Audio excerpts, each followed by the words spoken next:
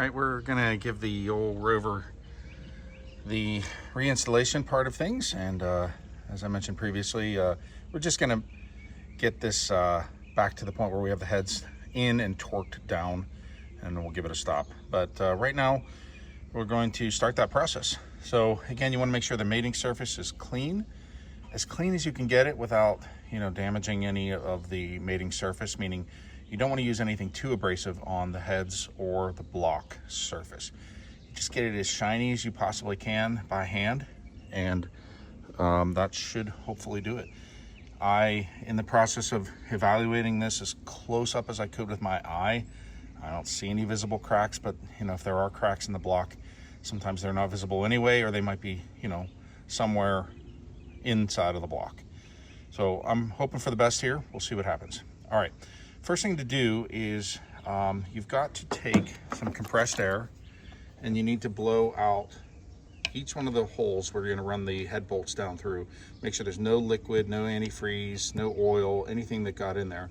So what I have is basically a little attachment that goes on the end of my compressed air hose, and I have the compressor already up, charged filled with air, and you just blow it in here. Now a tip is don't stand straight in front of it, stand off to the side, because if there is anything that's going to come out, it's going to come straight out at your face. So either just be prepared for that. If you are standing right in front of it, don't do that. So you don't want antifreeze or oil in your face. So just blow these out as best you can, and then put the gasket on. Now the gasket is pretty easy on these ones. It does say it's a little hard to read there. Let's see if it'll focus in, but it says top right there. Let's see if we can get that to focus. There we go. So it does say top, so if there's any doubt, on this particular model of head gasket, you can see this kind of gluey, sticky stuff that helps seal things. That is always facing you. You'll obviously look on the back side of it, there's really nothing. So I think all the advertisement and all the important bits are here at the top. So it makes it pretty easy, even if you do miss that word. This is the obvious orientation of it. It goes that way. So once we blow out the holes of where the bolts go in, sorry, need some more coffee this morning, where the bolts go in, we will start to put the head gasket in itself, and then we'll place the head on the top. Wow, look at that. Now, the reason you do this, by the way, I don't think I mentioned that in the previous clip, is that liquid is basically not compressible. So if you get a high torque bolt in, which is what these are, these bolts get torqued down in a series, and it's very high torque setting, and you have a non-compressible liquid at the bottom of these channels for the screws, for the bolts that go in, you will crack your block. So this is an extremely important step, and that's why we do that. We blow them out. So let's see what else we find. Wow, look at that.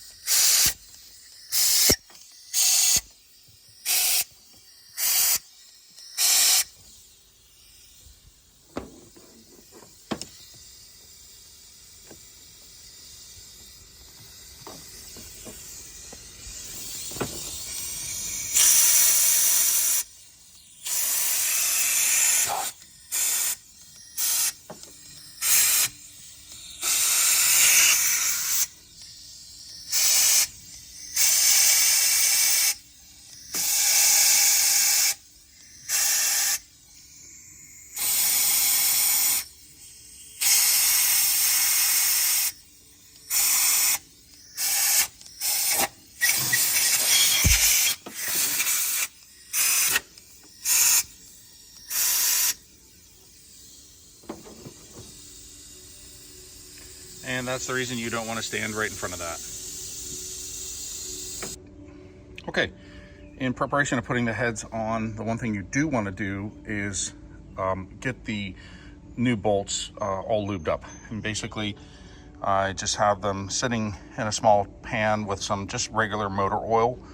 That seems to be the best way to get it in there. You don't want it dripping wet, but you do want them, you know, at least a little wet to allow it to go in as smoothly as possible.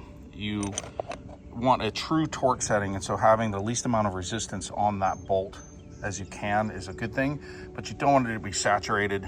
And I think using motor oil is probably the most, I don't know anything about viscosity, but I would say it's probably the best choice for this job.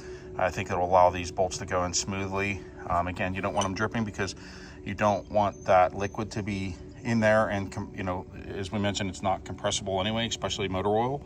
And you just want to gently wipe it off so it's not dripping, but none of those threads are perfect. Those are nice and wet and lubed up, so they should go in smoothly.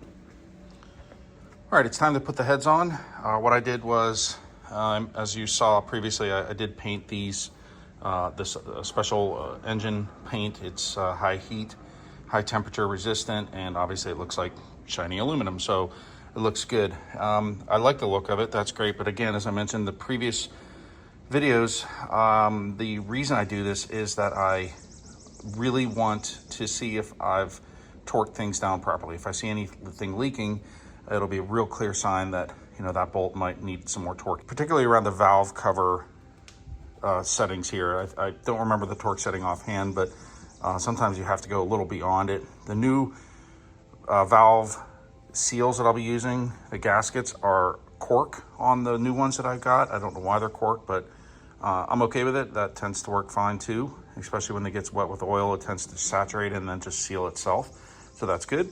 All right, one thing to note, I did get the spark plugs in. They are snugged down in. I use Champion double platinum. That's what, I don't know, other Rover guys have recommended. I've used them too for years and years and years. I never seem to have a problem with them, so we're gonna stick with that. The one important part to note is this is the driver's side head right here, and you can tell because it has the post that sticks out, so you know which side is which. That's pretty easy. If you'll remember, on the back side of this, I'm not sure if it's this bolt hole or this bolt hole, but one of these bolts back here does absolutely have that ground strap that goes to it, and the other wire harness that bolts to it. And that was that crazy kind of, I think it was like a 14mm bolt that I pulled out.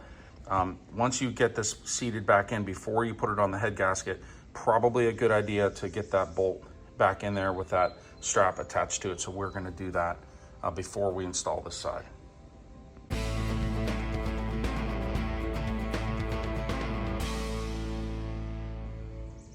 All right, so what I've decided to do is, this is the ground strap that came off the vehicle.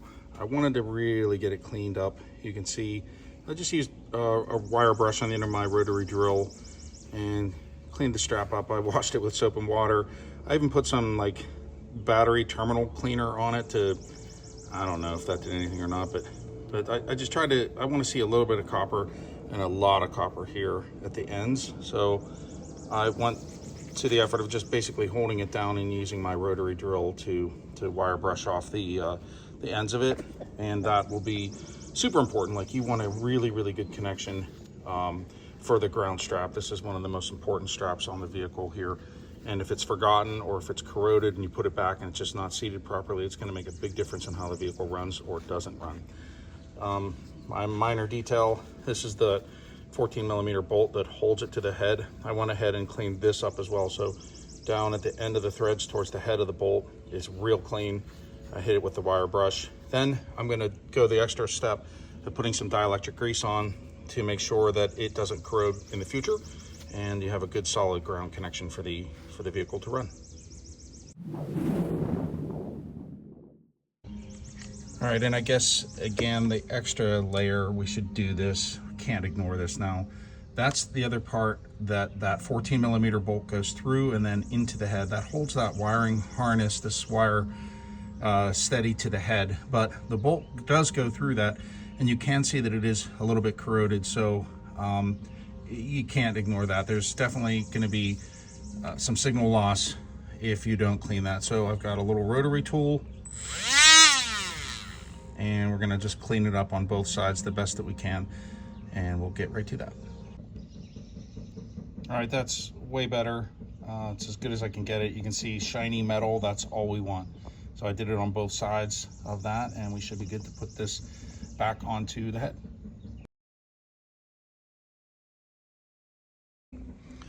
Okay, the heads are both sitting on here.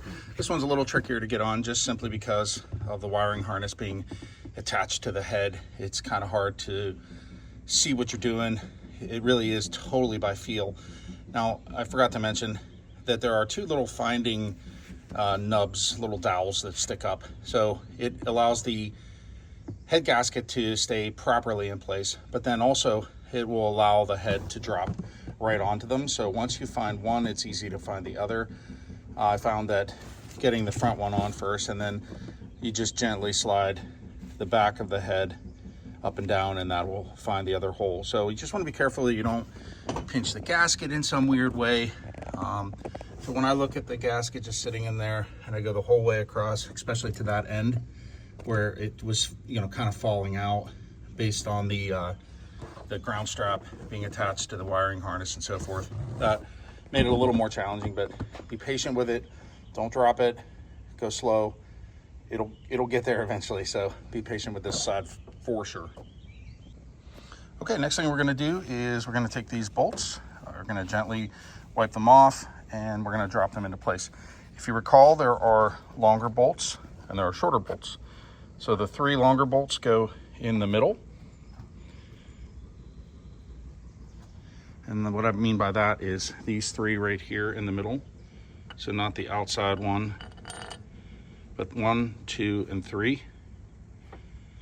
And the other ones get the short bolts. So we'll get those in, get them started. Okay, the heads are on and the bolts are just snugged down. I did it all by hand. Number one thing you want to do is not use a machine on this. Don't use your drill to just seat these in. I mean, you might be able to, once you get them threaded in 4 or 5 turns and you're sure that you're not cross-threading anything or there's an obstruction or something in the way, you want to use your hands on this. You want to feel the torque of the bolt. It should go in real smooth because of that oil. There shouldn't be any resistance in any way. If there is, stop right away and reevaluate. What you may have it in crooked, or maybe you put the long bolt in the short bolt area, that kind of thing. So make sure you double check. Do this all by hand. Go slow. Not a race on this for sure. This is the one area where it probably couldn't be more important to do this the right way.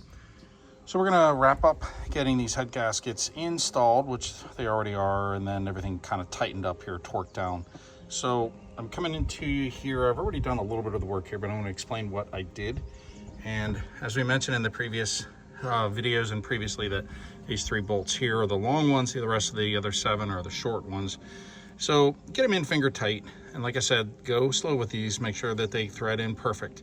If there's any resistance, take it all apart, clean it out, make sure that the threads down into the block are perfect. You want these bolts going in super smooth with a little bit of oil. All right, so what you do is you start here in the middle, and you're gonna go, you can go clockwise or counterclockwise. I happen to go clockwise.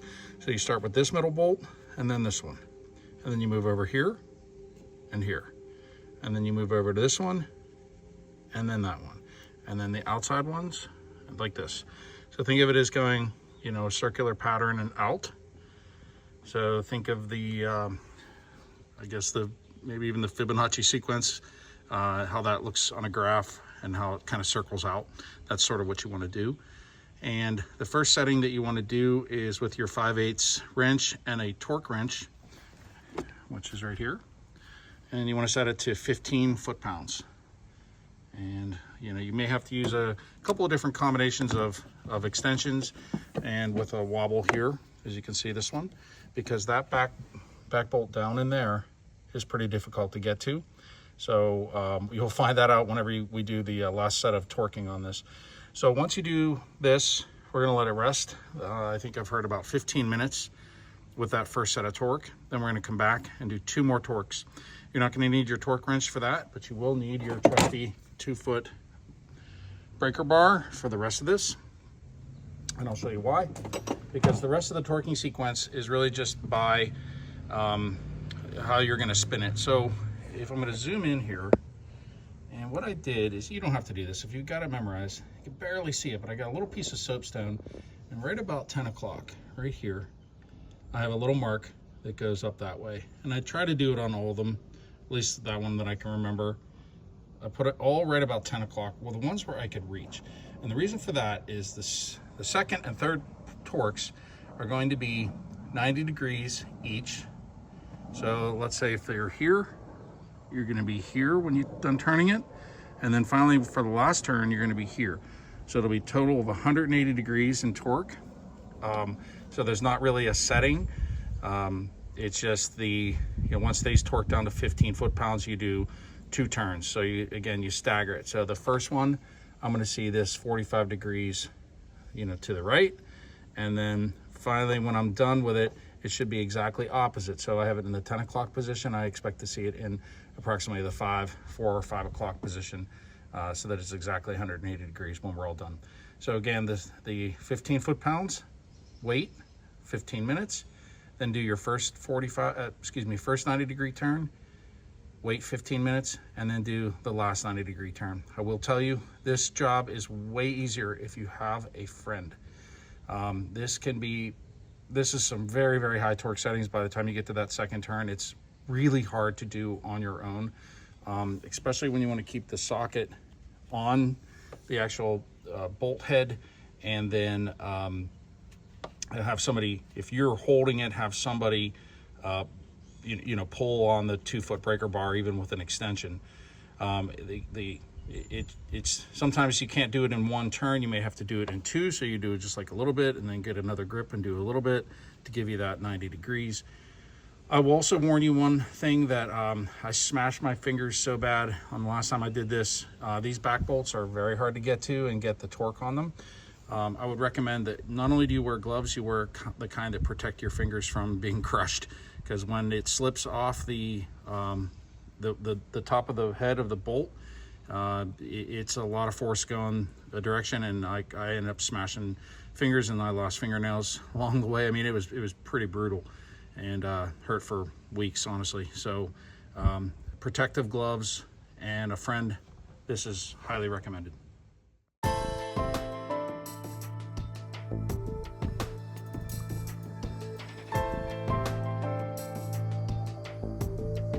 Okay, we've waited some time, and now we're going to give these the 90 degree first crank.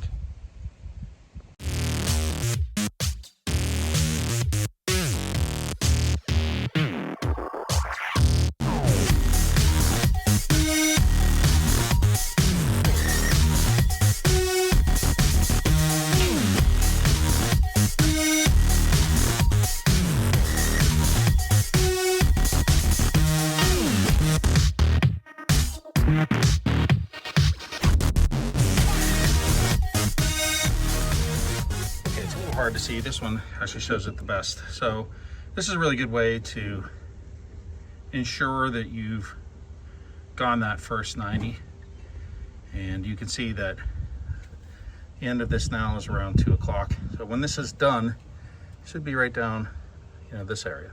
So I got another 90 to go, and we will be exactly opposite of where we were, from left to right, and that's a great way to tell that you've torqued it down right. All right, as I mentioned previously, this job is way more doable, especially on the last torque down turn, if you have a friend or family member that can help you. So I have my son here with me. Hello. And it has gone so much faster having a friend here. So what we're going to do, we're going to show you kind of the technique on how we torque these things down on the last 90 degree turn. There we go. Okay, so what we do basically is this. You have one person here, and they basically just get and this is a little hard to see, but basically you just get it seated straight on the top of the bolt head. And then the second person takes the 2-foot big pull thing. breaker bar, Yeah. and then another pipe on there to give you some extra leverage. And then as I hold this down, you're not going to do it because it's already torqued down. Yeah, we're not but doing basically, you know, your friend pulls that level with Yeah. the angle of the head so that it's at a perfect Keep it at the same angle while pulling it. 45 degrees, right? Yep. Okay, cool. So that is actually it. These are all torqued down, and we are basically ready to put the rest of the engine together. We don't need to really show too much more on this. Not too much more. From an engine perspective, because you know, you took it apart. Hopefully you remember how to put it back together.